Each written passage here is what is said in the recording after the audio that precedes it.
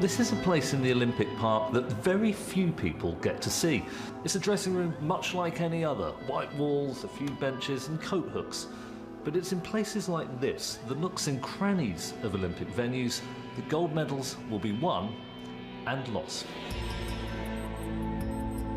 This is the inner sanctum, where the last few crucial moments are spent before stepping out into the megawatt light of the competition arena just a few yards down that corridor. It is here that athletes perform the highly secretive routines designed to take them into the zone.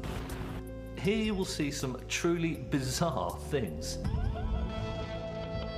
Some athletes in half trances pacing from foot to foot, others with their eyes closed, visualizing optimum performance.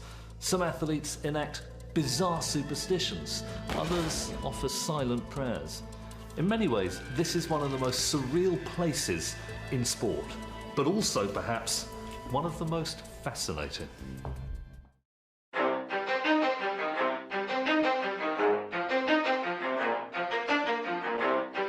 You ready? Let's go! Yeah, for those of you that want to know what we're all about, it's like this, y'all. This is 10% luck, 20% skill, 15% concentrated power of will, 5% pleasure, 50% pain, and 100% reason to remember the name. He doesn't need his name up in lights, he just wants to be heard, whether it's the beat of the mic. He feels so unlike everybody else, alone, in spite of the fact that some people still think that they know. But no, he knows the code. It's not about the salary, it's all about reality and making some noise, making a story, making sure his click stays up. That means when he puts it down, Tox. Take another example, James Magnussen, a man with seemingly unshakable self-confidence. He said he was going to win the 100 meters sprint final in the pool at the London Olympics. He was extremely confident. But in that race, he was out-touched on the line by Nathan Adrian by 1/100th of a second. And that was devastating for him. You could see his body language after. He was destroyed. Perhaps he was overconfident. Perhaps, though, his confidence in the events leading up to the actual final, perhaps his confidence belied an underlying low confidence.